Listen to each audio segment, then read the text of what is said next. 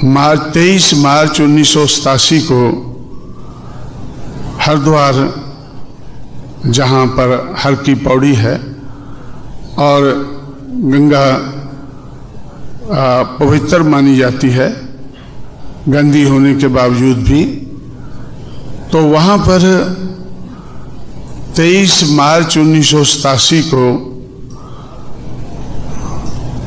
Scheduled caste का, और यह भी जानकर आप लोगों को अचंभा होगा कि हरिद्वार की जो सीट है वो शेड्यूल्ड कास्ट के लिए रिजर्व है, क्योंकि शेड्यूल्ड कास्ट के लोग उधर काफ़ी रहते हैं।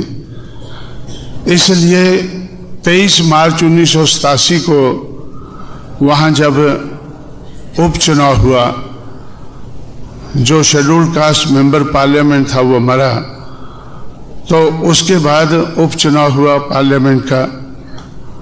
हम लोगों ने मायावती को तैयार किया कि आपको वहाँ से हरिद्वार की सीट से आपको चुनाव लड़ना है। जब हमने उनको वो चुनाव लड़ने के लिए तैयार किया, तो मैं सोच रहा था कि इस चुनाव में हमारा मुद्दा क्या होगा, इस चुनाव में हमारा मुद्दा क्या होगा। वो कांग्रेस का मेंबर पार्लियामेंट था जो मरा, तो कांग्रेस की मुखालफत करना ये तो हमारा मुद्दा था ही, सब लोग जानते थे। लेकिन हरिद्वार की सीट पर, रिजर्व सीट पर हमारा मुद्दा क्या होगा। जब तक वहाँ नॉमिनेशन पेपर फाइल नहीं हुए थे तो मैं मुद्दे के बारे में सोच रहा था, और जब चुनाव का प्रक्रिया शुरू हुई तो मुझे लगा कि अब हमारे लिए मुद्दा ढूंढना आसान है, क्योंकि जो मनुवादी ताकतें हैं ये सारी मिलकर उनका कंबाइंड कैंडिडेट रामविलास पासवान उन्होंने तय किया। चंद्रशेखर उस सारी पार्टियों का जो एकता सी अलायंस बना था, तो बड़ी पार्टी जनता पार्टी का हेड होने के नाते तो रामविलास पासवान को जनता पार्टी की तरफ से चंद्रशेखर उधर गए, और चंद्रशेखर वहाँ ले जाकर हरिद्वार में कंधों पर बैठाकर उनको उधर टोकन, उन्होंने, उनका एक जेस्चर था कि एक ठाकुर कंधों पे बैठाकर रामविलास पासवान को वो हर की पौड़ी पर ले जाता है। हर की पौड़ी पर उनको स्नान कराया जाता है, और उसके बाद हरिद्वार के ब्राह्मण पंडे वो उनको आशीर्वाद देते हैं। वो उनको आशीर्वाद देते हैं कि भाई तेरी जीत होनी चाहिए, एक ठाकुर कंधों पर बैठा के तेरे को पालकी की तरह से इधर लाया है, और पंडों ने आशीर्वाद दिया है गंगा जल पे, गंगा जल से हर की पौड़ी पर स्नान करने के बाद।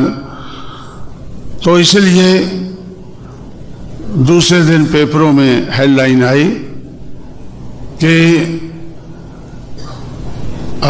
ये जो अलायंस का कैंडिडेट है रामविलास पासवान, कई पार्टियों का अलायंस है, ये जीतेगा, क्योंकि इन्होंने अपना प्रचार हर की पौड़ी पर स्नान करके शुरू किया है।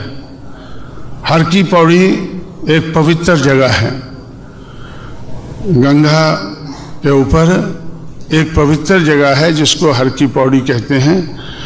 उधर कुंभ का मेला लगता है तो लाखों लोग उधर ठंडे ठंडे पानी में स्नान करने के लिए ठंडे के मौसम में उधर पहुंचते हैं।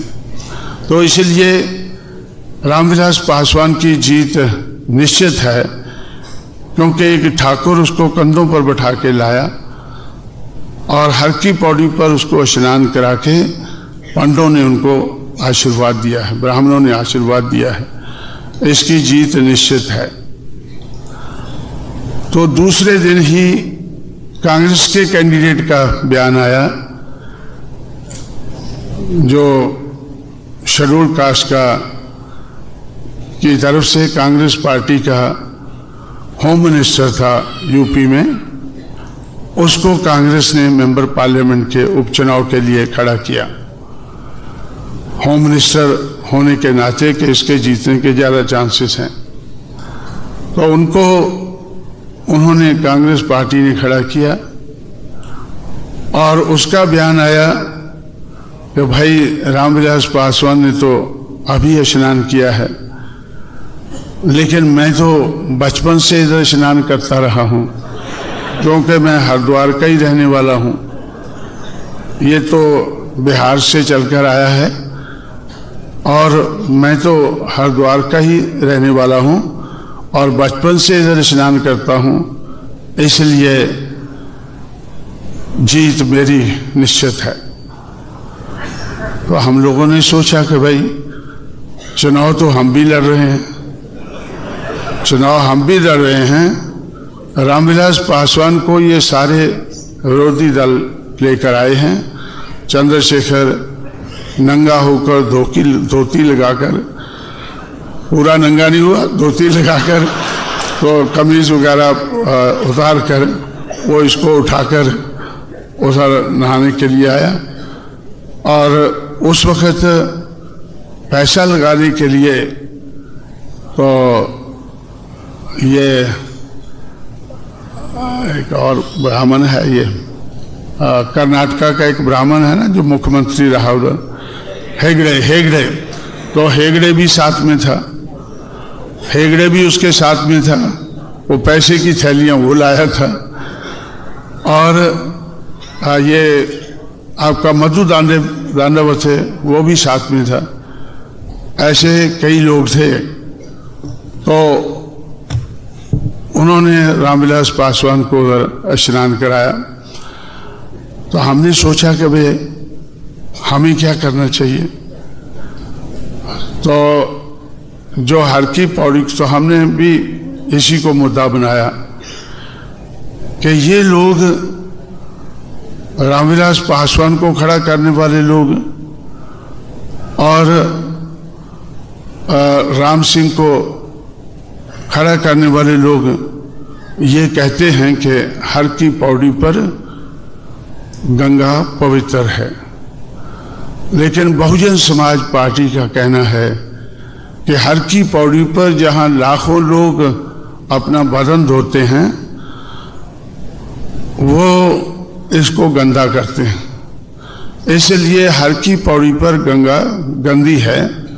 हमारी उम्मीदवार मायावती एक फरलांग ऊपर जहाँ से गंगा आती है, ऋषिकेश की तरफ जिधर से गंगा आती है, एक फरलांग ऊपर स्नान करके उसने पेपर फाइल किए हैं।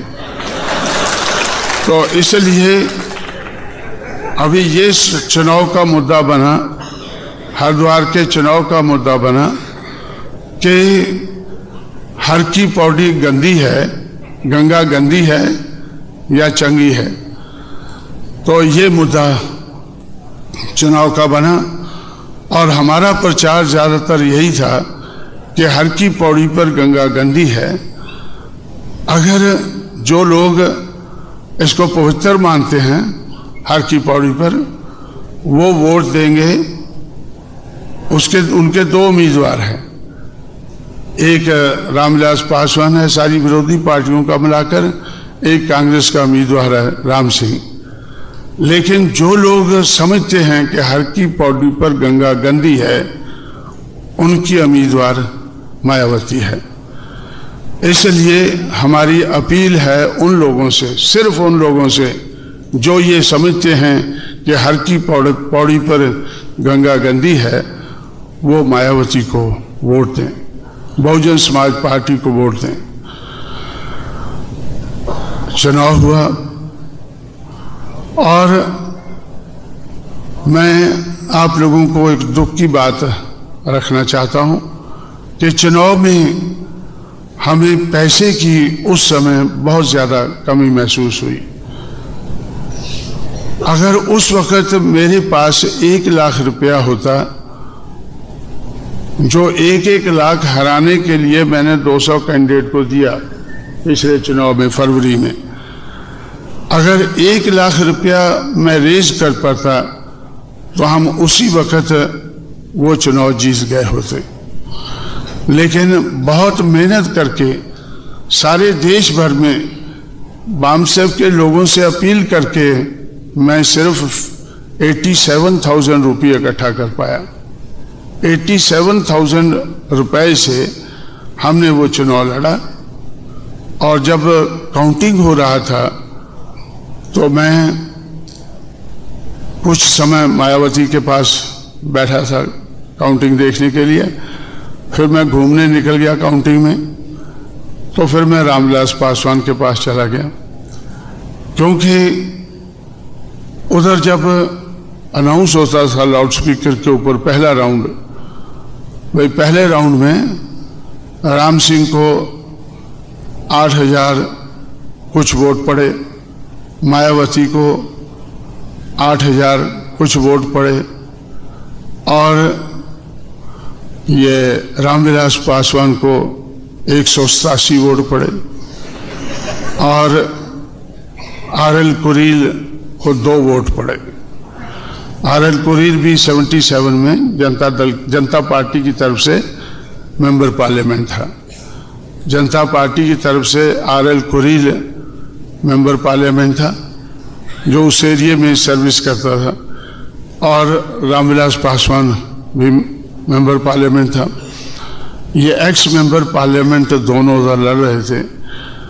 तो जैसे अनाउंस हुआ कि पहले राउंड का अनाउंसमेंट हुआ, तो मैं सोचा मैं रामविलास पासवान से मिलकर आता हूँ कि भाई तू तो गंगा स्नान किया उधर, तो क्या हुआ ये।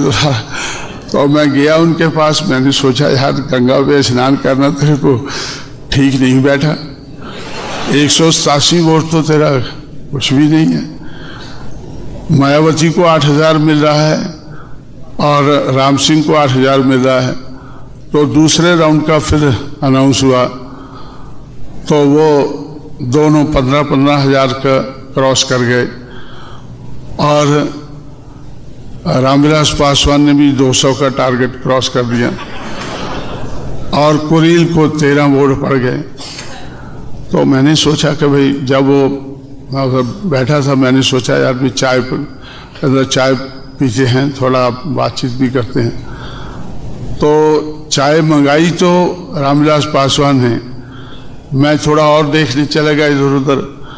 तो जब मैं वापस आया तो मुझे पता चला कि ये तीसरे राउंड का रिजल्ट अनाउंस होने वाला है। वो सुनने से पहले रामविलास पासवान मैदान छोड़कर भाग गया है। तो उस चुनाव का रिजल्ट निकला कि